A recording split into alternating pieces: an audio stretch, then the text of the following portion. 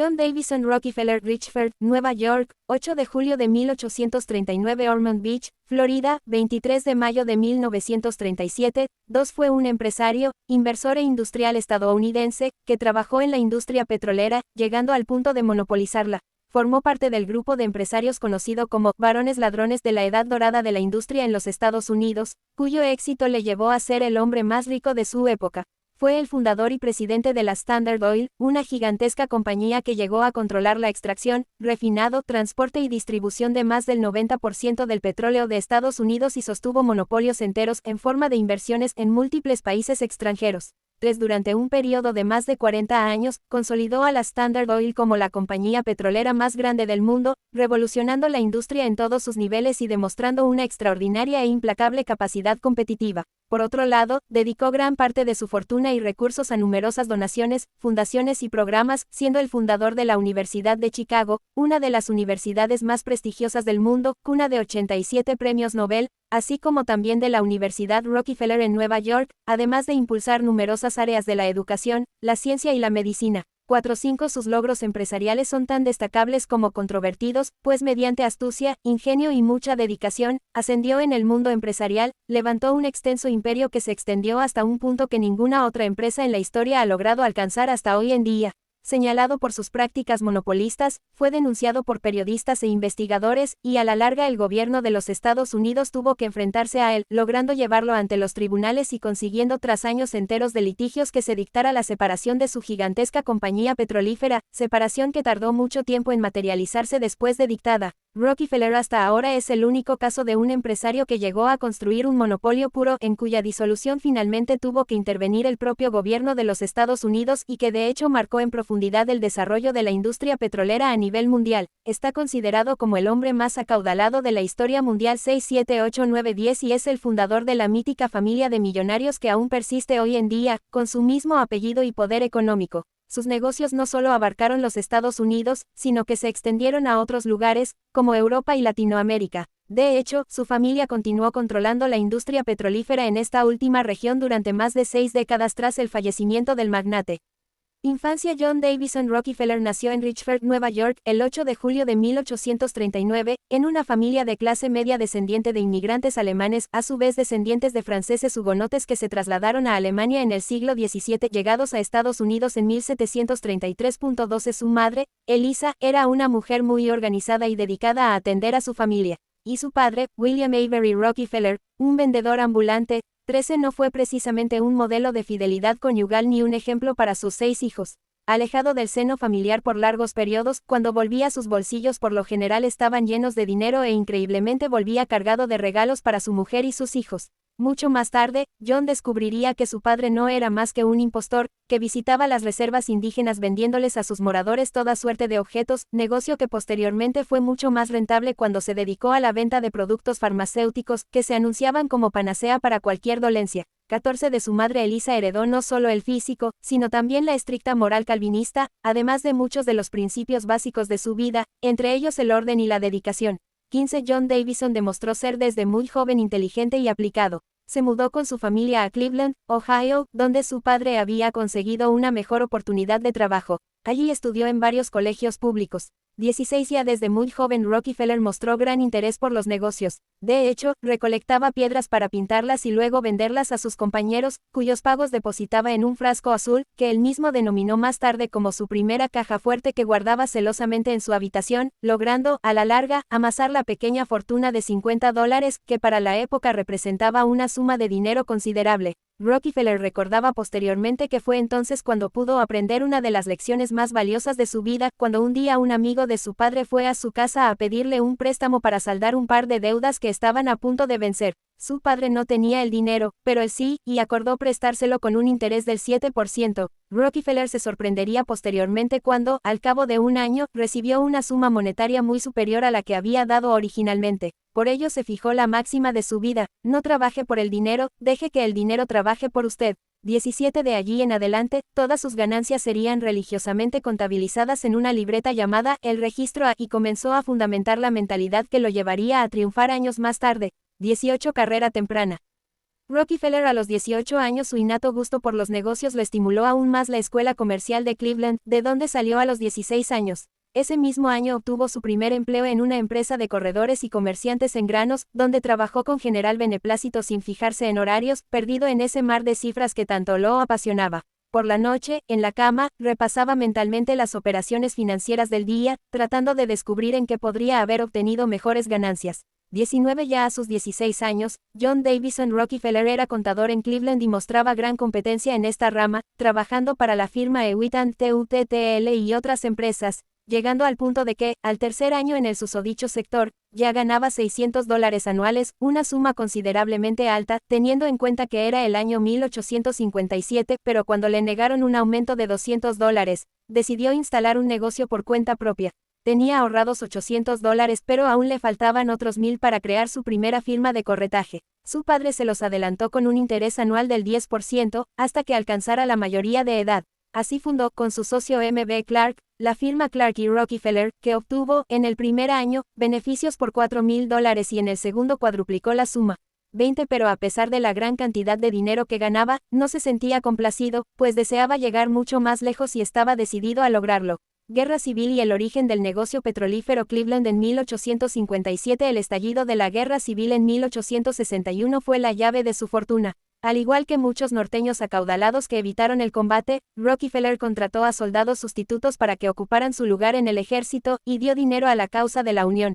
Mientras su hermano Frank luchaba en la Guerra Civil, John se ocupó de sus propios negocios. Siendo un convencido abolicionista que había votado por el presidente Abraham Lincoln, apoyó al entonces nuevo Partido Republicano. 21 Como dijo, Dios me dio dinero, y no se disculpó por ello, asumiendo la frase del predicador metodista John Wesley. Gana todo lo que puedas, guarda todo lo que puedas y da todo lo que puedas. 22 En 1862, Rockefeller tenía 23 años, e invirtió $4,000 como socio comanditario en la nueva firma Clark, Andrews & Co. En su primer año de negocios, Clark y Rockefeller obtuvieron unas ganancias de $4,400 con casi $500,000 en negocios que se convirtieron en $17,000 al año siguiente. Sus beneficios se dispararon con el auge de la Guerra Civil, debido a las grandes cantidades de alimentos y de suministros requeridos por el ejército de la Unión. 2 años antes del final Guerra Civil, que finalizaría en 1865, y con la perspectiva de que las ganancias del período de guerra se iban a terminar, Clark y Rockefeller centraron su atención en el refinado del petróleo crudo. 23. En aquella época, el gobierno federal estaba subsidiando la explotación del petróleo, aumentando el precio de 35 centavos por barril en 1862 hasta los $13.75. 24 Esto creó un exceso de perforación petrolera, con miles de especuladores que intentaron hacer fortuna. La mayoría fracasó, pero los que encontraron petróleo ni siquiera tuvieron que ser eficientes. Hacían agujeros en el suelo y recogían el petróleo como podían, haciendo que arroyos y ríos fluyeran con el petróleo desperdiciado en vez de con agua. 25 Existía un mercado para el petróleo refinado en forma de queroseno. El carbón se había utilizado previamente para extraer queroseno, pero su tedioso proceso de extracción y su alto precio impidieron su uso generalizado. Incluso con los altos costos del transporte de carga y un impuesto del gobierno durante la Guerra Civil, el gobierno impuso un impuesto de 20 centavos por galón al petróleo refinado. Las ganancias de la venta del producto refinado eran grandes. El precio del petróleo refinado en 1863 era de alrededor de $13 por barril, con un margen de beneficio de alrededor de $5 a $8 por barril. Los gastos de capital para una refinería en ese momento eran pequeños, entre $1 y $1.50 por barril, y requerían solo unos pocos hombres para operar. 26 En este ambiente de auge derrochador, los socios cambiaron del comercio de alimentos al del petróleo, construyendo una refinería en 1863 en The Flats, más adelante en la floreciente área industrial de Cleveland. La refinería era propiedad directa de Andrews, Clark y Company, que estaba compuesta por Clark y Rockefeller, el químico Samuel Andrews y los 2 hermanos de M.B. Clark.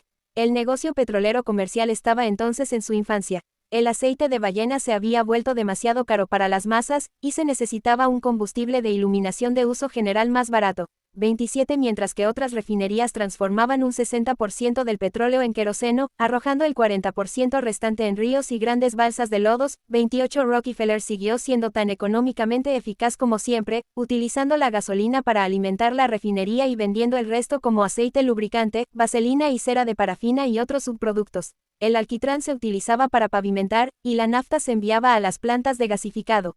24 Del mismo modo, las refinerías de Rockefeller contrataron a sus propios instaladores de tuberías, reduciendo a la mitad su costo. Los barriles que costaban $2.50 cada uno, terminaron en tan solo 96 centavos cuando Rockefeller compró la madera y los hizo construir directamente en su empresa. Al negarse su socio Clark a expandir la firma, le atemorizaba el pasivo de $100,000, decidieron subastar la empresa. El 2 de febrero de 1865, la compañía salió a subasta, y las pujas subieron rápidamente. Clark, decidido a quedarse con la firma, ofreciendo $72,000. Pero Rockefeller, imperturbable, respondió con $72,500 y se quedó con la compañía. El negocio, que en adelante se llamaría Rockefeller y Andrews, pasando a ser la mayor refinería de Cleveland, con una capacidad de 500 barriles por día. 29.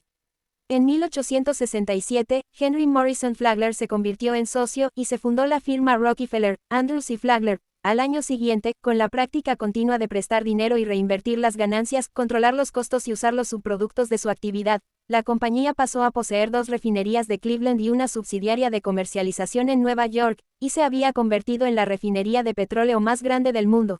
30-31 La empresa Rockefeller, Andrews y Flagler fue la predecesora de la Standard Oil Company. En aquella época, se decía que John Davison Rockefeller solo tenía que mostrarles a sus competidores su cartera de inversiones y propiedades para que estos decidieran venderle o negociar con él. De lo contrario, podían estar seguros de que Rockefeller se encargaría de quebrarlos y llevarlos a la bancarrota. Después de todo, dejaba muy en clara su visión del negocio con la frase: la competencia es un pecado, por eso procedemos a eliminarla. 32 Ya desde entonces Rockefeller mostraba su mentalidad de hombre de negocios depredador, buscando la expansión de sus empresas, el aumento de sus inversiones y la eliminación progresiva de la competencia a toda costa. El astuto e inteligente empresario haría en el futuro muchas maniobras que reflejarían su visión y en más de una ocasión demostraría su efectividad a la hora de sobreponerse a los demás.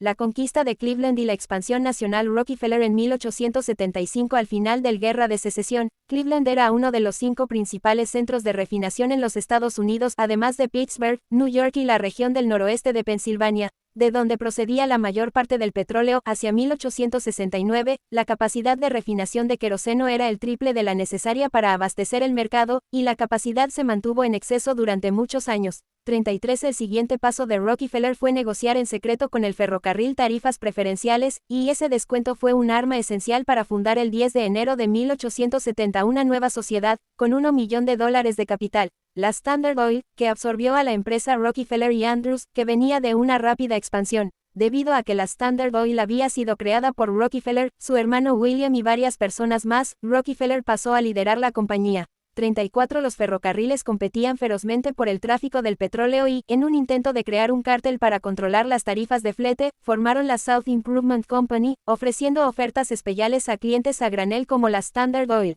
El cártel ofreció a la compañía un trato preferencial como expedidor de gran volumen, que incluía importantes descuentos y rebajas de hasta el 50% para sus productos, de los que no disfrutaban los productos de la competencia.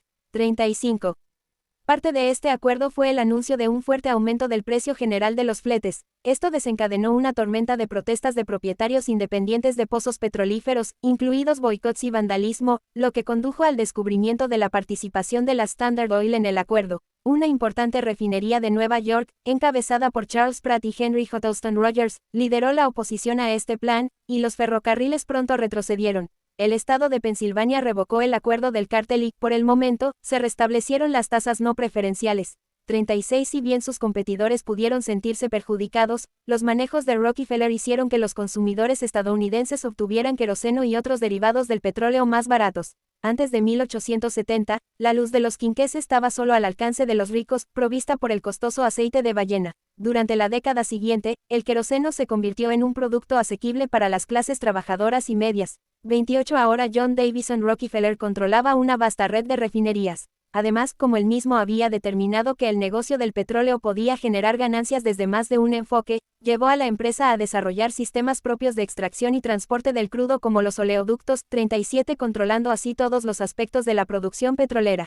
En 1870 la Standard Oil era una de las mayores refinerías del centro de los Estados Unidos y ya en 1872, junto con 2 de los más importantes refinadores de Pittsburgh y Filadelfia, pudieron manejar a su antojo las tarifas con los ferrocarriles. La Standard Oil refinaba un cuarto de toda la producción de petróleo del país, y eliminando paso a paso a la competencia, se convirtió en un poderoso monopolio que refinaba el 95% de la capacidad total de los Estados Unidos. 38 Su equipo directivo estaba formado por un conjunto de los más capaces financieros del país. Todos eran millonarios. Para Rockefeller, la elección del personal siempre había sido un ingrediente importantísimo. Elegía a los más capaces y entusiastas. Rockefeller se había convertido en la práctica en el dueño de la industria petrolera de Estados Unidos, la Standard Oil Trust, monopolio total. Caricatura de Rockefeller de 1901 en la revista Pop. Como consecuencia de todas estas maniobras, Rockefeller había instaurado su poder sobre la industria petrolera, pero ahora deseaba afianzarlo de forma total.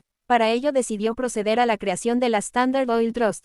28 Esta sería una especie de extraordinario holding empresarial que concentraría diversas inversiones en el mundo del petróleo y los combustibles, no solo en Estados Unidos sino en varios otros países del mundo. 39. Acción de la Standard Oil. La creación de esta entidad se basó en una idea que Rockefeller creó, para evitar ser acusado de monopolio por las autoridades, dado que ya por entonces el gobierno comenzaba a intervenir en la reglamentación de la libre competencia entre empresas. Debido a ello, Rockefeller no podía adquirir de la forma habitual todas las empresas que deseaba controlar, porque de hacerlo, las autoridades podrían intervenir impidiendo las adquisiciones. La solución fue la creación del trust, término que en inglés significa confianza y que se refería a una concentración de empresas bajo una misma dirección. El control legal de las sociedades constituyentes se confería a la Junta de Administradores, cambiándose las acciones de las compañías por los certificados del trust. De esta manera, Rockefeller lograba reunir a distintas empresas bajo una misma dirección central, con la finalidad de ejercer un control de las ventas y la comercialización del petróleo. 40 La idea de Rockefeller se materializó en 1882, creándose así la Standard Oil Trust, que fue el primer monopolio del mundo, abarcando toda la industria petrolera estadounidense, controlando los procesos de extracción, refino, transporte, distribución y venta de todos los productos derivados del 90% de todo el petróleo de Estados Unidos y sosteniendo operaciones, inversiones y actividades en decenas de otros países.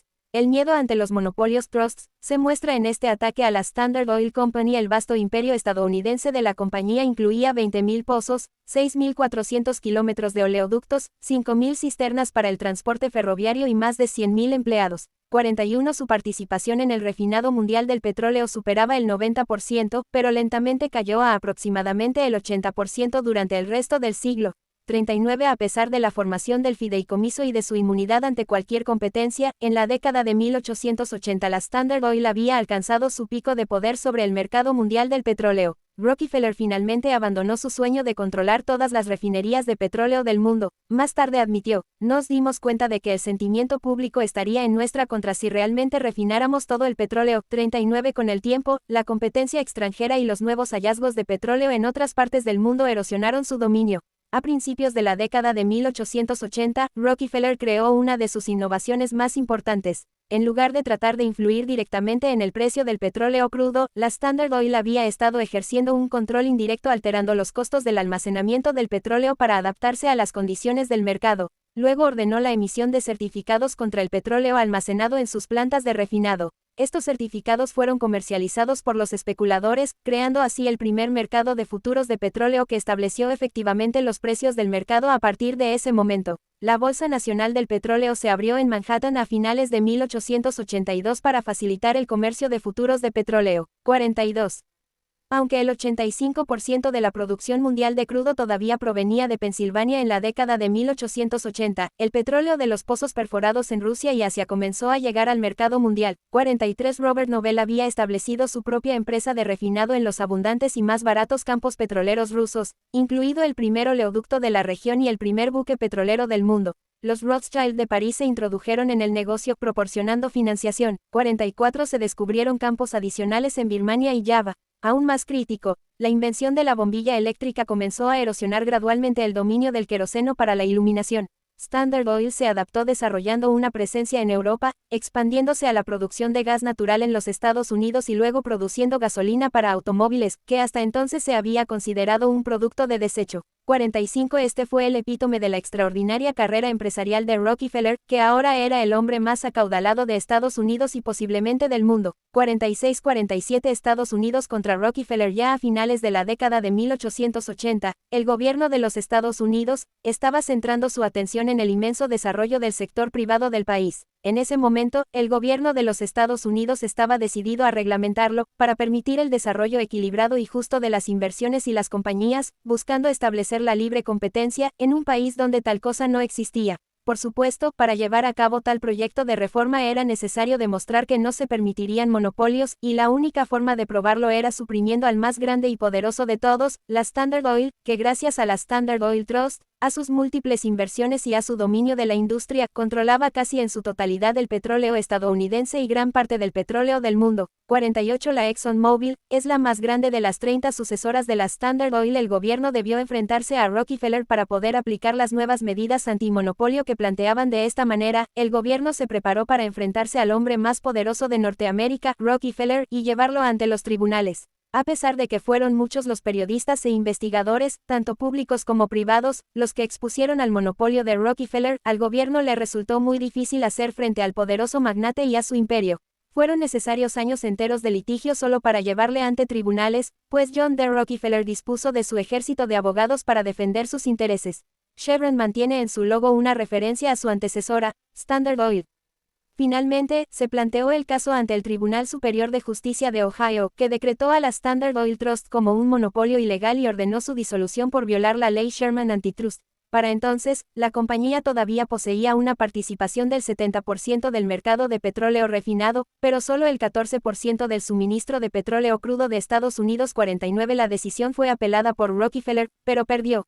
Aún así, con todo y las exigencias de la Corte, el monopolio no se disolvió como tal hasta 1899, dado que si bien accedió a desactivar la Standard Oil Trust, el imperio petrolífero de Rockefeller ya estaba más que afianzado, y ese año John Davison Rockefeller estableció la Standard Oil Company en Nueva Jersey, siendo su presidente hasta su jubilación en 1911. Este mismo año la empresa se dividió en 37 diferentes corporaciones por orden del Tribunal Superior de Justicia de Estados Unidos, que consideró a la compañía demasiado grande y poderosa en la industria como para continuar unida. Aún así, Rockefeller continuó manteniendo el 30% de las acciones de todas esas compañías y su familia continuó manteniendo la mayoría del resto de las acciones, por lo que su fortuna no se vio afectada.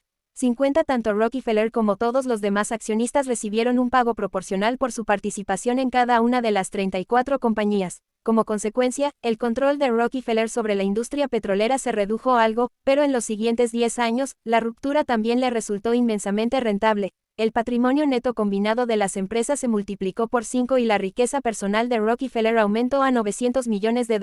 49. Cabe destacar que el listado de empresas que surgieron como descendientes de la Standard Oil hoy en día son las principales compañías petroleras, no solo de Estados Unidos sino del mundo, contándose en la lista compañías como la ExxonMobil, que es la multinacional petrolera más grande del mundo, Chevron, que es otra de las grandes multinacionales petrolíferas, ConocoPhillips, Amoco, que fue absorbida por British Petroleum en el año 2000, y Standard Oil of Ohio, previamente conocida como Soyo. 51. En vista del renombre que poseen estas compañías hoy en día, no es difícil imaginar cuán poderoso fue el monopolio que ejerció Rockefeller y cuán extenso resultó, dado que todas estas son empresas que nunca faltan en ningún listado de corporaciones de gran importancia.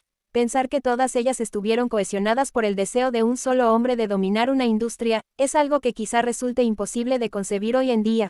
Pero lo fue, y lo más increíble se mantuvo así a lo largo de más de 4 décadas. En consecuencia, se puede afirmar que la actual estructuración de las principales compañías del sector petrolífero es en su mayoría heredera del inmenso monopolio de Rockefeller, testimonio del gran poder que ejerció y de la extensa influencia que poseyó y que marcó a esta industria. Vida privada. En lo que respecta a su vida privada, de Rockefeller se puede decir que gozó de la ventaja del anonimato de aquella época. Su nombre era reconocido, pero no se vio envuelto en ningún tipo de escándalo personal ni sufrió la persecución directa de los periodistas, que sin embargo criticaron sistemáticamente las despiadadas prácticas de sus empresas, críticas que finalmente contribuyeron de manera decisiva al decreto de las leyes que le obligaron a disgregar su monopolio.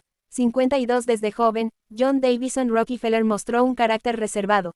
Siempre se esforzaba al máximo en lo que hacía y su inteligencia para los negocios era innegable, pero manteniéndose en un discreto segundo plano.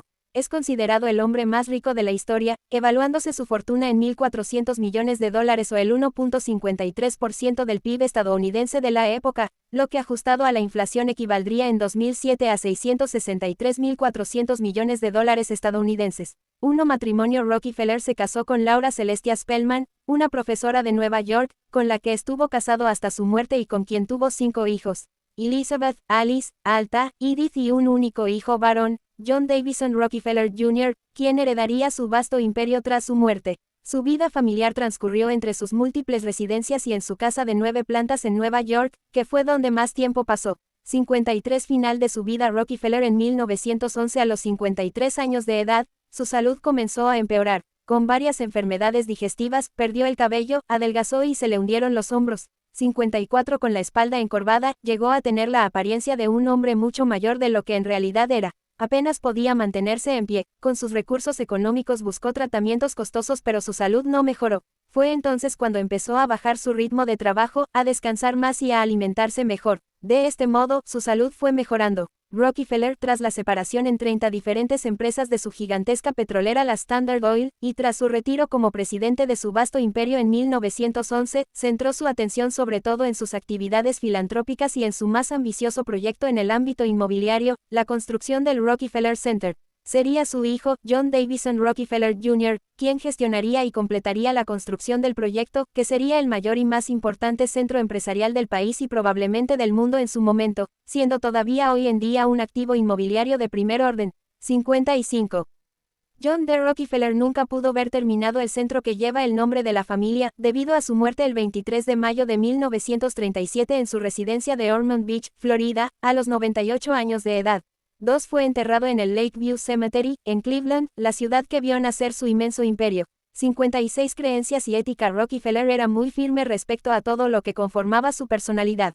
En cuanto a sus creencias, era firmemente fiel a su iglesia, la Bautista 57, y en cuanto a su ideología, era extremadamente rígido en lo referente a su paradigma organizativo, de planificación y de administración monetaria y de su tiempo. En cuanto a su tendencia política, siempre apoyó al Partido Republicano. 58 Luego estaba su filosofía empresarial, la cual se basaba en un ideal de profesionalismo, dado que creía y aplicaba la idea de que solo los mejores, con más experiencia, con más títulos y mejor preparación y determinación, debían trabajar para él. Esta filosofía se complementaba con su ideal de dominación y crecimiento ilimitado de sus negocios, creando así una idea general, que raya directamente en el darwinismo social, bajo la clásica creencia de que solo los mejores triunfan.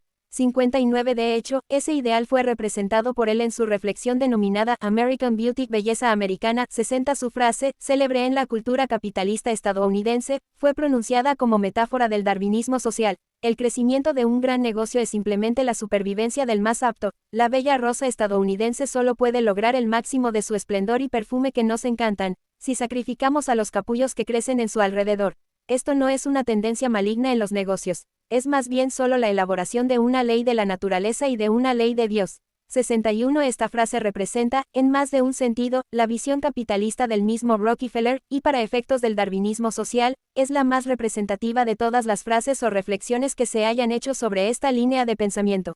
Fortuna personal Rockefeller utiliza como referencia a la rosa americana, para explicar su punto de vista, con la famosa frase de American Beauty. Debido a su vasta fortuna, Rockefeller logró convertirse en la mismísima imagen del multimillonario estadounidense. 62-63 Poseyó múltiples propiedades inmobiliarias. Su residencia principal en Nueva York era la más lujosa y extensa de todas, teniendo 9 plantas. Además entabló inversiones en variedad de otras entidades, financieras y productivas. Obra filantrópica Las donaciones caritativas de Rockefeller comenzaron con su primer trabajo como empleado a los 16 años, cuando dio el 6% de sus ganancias para los pobres, como se registra en su libro de contabilidad personal. Para cuando tenía 20 años, sus donaciones benéficas excedían el 10% de sus ingresos. Gran parte de sus donaciones estaban relacionadas con la iglesia. 64 Su iglesia se afilió más tarde a la Convención Baptista del Norte, que se formó a partir de los baptistas estadounidenses en el norte para establecer escuelas y universidades para esclavos negros libertos en el sur de Estados Unidos después de la Guerra de Secesión. Rockefeller asistía a iglesias baptistas todos los domingos. Cuando viajaba, a menudo asistía a servicios en congregaciones afroamericanas, dejando importantes donaciones. 64 A medida que la riqueza de Rockefeller creció, también lo hicieron sus donaciones, principalmente para causas educativas y de salud pública, pero también para las ciencias básicas y las artes. Fue asesorado principalmente por Frederick Taylor Gates 65 después de 1891. 66 y después de 1897, también por su hijo. Supuestamente fue influido por Swami Vivekananda tras una reunión en 1893, quien lo instó a usar sus recursos para ayudar a las personas pobres y en dificultades. 67-68 Rockefeller creía en el movimiento de eficiencia, argumentando que, ayudar a una escuela ineficiente, mal ubicada e innecesaria es un desperdicio. Es muy probable que se haya desperdiciado suficiente dinero en proyectos educativos imprudentes como para construir un sistema de educación superior nacional adecuado a nuestras necesidades, si el dinero se hubiera dirigido adecuadamente a ese fin. 69 junto con sus asesores, inventó la subvención condicional, que requería que el receptor arraigara la institución en el afecto de la mayor cantidad de personas posible que, como contribuyentes, se preocupan personalmente, y luego se puede contar con que brinde a la institución su interés vigilante y cooperación. 70 En 1884 proporcionó importantes fondos para el Seminario Femenino Baptista de Atlanta para mujeres afroamericanas, que se convirtió en el Spelman College. 71 Su esposa, Laura Spelman Rockefeller, se dedicó a los derechos civiles y a lograr la igualdad para las mujeres. 72 John y Laura donaron dinero y apoyaron el Seminario Baptista Femenino de Atlanta, cuya misión estaba en línea con sus creencias basadas en la fe. Hoy se la conoce como Spelman College, una universidad o universidad histórica de mujeres negras que lleva el nombre de la familia de Laura. La familia Spelman, los suegros de Rockefeller, junto con John Rockefeller fueron fervientes abolicionistas antes de la Guerra Civil y se dedicaron a apoyar las organizaciones que facilitaban la fuga de esclavos desde el sur para su liberación. 72 John Rockefeller quedó impresionado por la visión de la escuela y se hizo cargo de sus deudas. El edificio más antiguo existente en el campus de Spelman, Rockefeller Hall, lleva su nombre. 73 También hizo considerables donaciones a la Universidad Denison 74 y a otras universidades baptistas. Donó $80 millones a la Universidad de Chicago 75 dirigida entonces por William Rainey Harper, convirtiendo una pequeña universidad baptista en una institución de clase mundial en 1900. También otorgó una subvención a la Junta de Misiones Extranjeras de los Misioneros Baptistas Americanos, para establecer en 1905 la Universidad Centro-Filipina, la primera iglesia baptista y la segunda universidad estadounidense en Asia, en la muy católica Filipinas. 76, 77, 78, 79, 80 Rockefeller y su hijo John Jr. En 1915 el General Education Board de Rockefeller, organización fundada en 1903.81 se estableció para promover la educación en todos los niveles en todo el país. 82 En consonancia con las misiones históricas de los baptistas, fue especialmente activa en el apoyo a las escuelas negras en el sur. 82 También proporcionó apoyo financiero a instituciones del este ya establecidas, como la Universidad Yale, la Universidad de Harvard, Columbia, Brown, Bryn Mawr, Wesley y Vassar. Por consejo de Gates, Rockefeller se convirtió en uno de los primeros grandes benefactores de la medicina. En 1901, fundó el Instituto Rockefeller de Investigación Médica 81 en la ciudad de Nueva York. Cambió su nombre a Universidad Rockefeller en 1965, después de expandir su misión para incluir la educación de posgrado. 83 Está relacionada con 23 premios Nobel. 84 Fundó la Comisión Sanitaria Rockefeller en 1909.81, una organización que finalmente erradicó la enfermedad causada por un gusano parásito denominada anquilostoma. 85 Que había plagado durante mucho tiempo las zonas rurales del sur de Estados Unidos. Su Junta de Educación General tuvo un gran impacto al financiar las recomendaciones del Flexner Report de 1910. El estudio había sido realizado por la Fundación Carnegie para el avance de la enseñanza. Rockefeller creó la Fundación Rockefeller en 191.386 para continuar y ampliar el alcance del trabajo de la Comisión Sanitaria. 81 Que se cerró en 1915.87 donó casi $250 millones a la fundación. 71 Que se centró en la salud pública, la capacitación médica y las artes. También financió la Escuela Johns Hopkins de Higiene y Salud Pública. 81 La primera de su tipo. 88 Convirtió el Peking Union Medical College en China en una institución notable. 74 La fundación contribuyó durante la Primera Guerra Mundial a la ayuda de guerra. 89 Y empleó a William Lyon Mackenzie King de Canadá para estudiar las relaciones industriales. 90 En la década de 1920, la Fundación Rockefeller financió una campaña de erradicación de anquilostomas a través del International Health Division. Esta campaña utilizó una combinación de política y ciencia, junto con la colaboración entre los trabajadores de la salud y los funcionarios gubernamentales para lograr sus objetivos. La cuarta institución de filantropía principal de Rockefeller, la Fundación Laura Spelman Rockefeller Memorial, fue creada en 1918.91 a través de esta organización, apoyó el trabajo en los estudios sociales, Posteriormente fue absorbida por la Fundación Rockefeller. Rockefeller se hizo conocido en su vida posterior por la práctica de regalar monedas de 10 centavos a adultos y monedas de 5 centavos a los niños donde quiera que fuera. Incluso dio monedas de 10 centavos como un gesto divertido a hombres ricos, como al magnate de la fabricación de neumáticos Harvey Samuel Firestone. Apariciones en obras artísticas. Es uno de los personajes de la serie documental Gigantes de la Industria. Es mencionado a lo largo de los documentales de Peter Joseph Zeitgeist, The Movie, como uno de los empresarios más poderosos del planeta, revelando los propósitos de la familia Rockefeller y sus afiliados a favor de la globalización.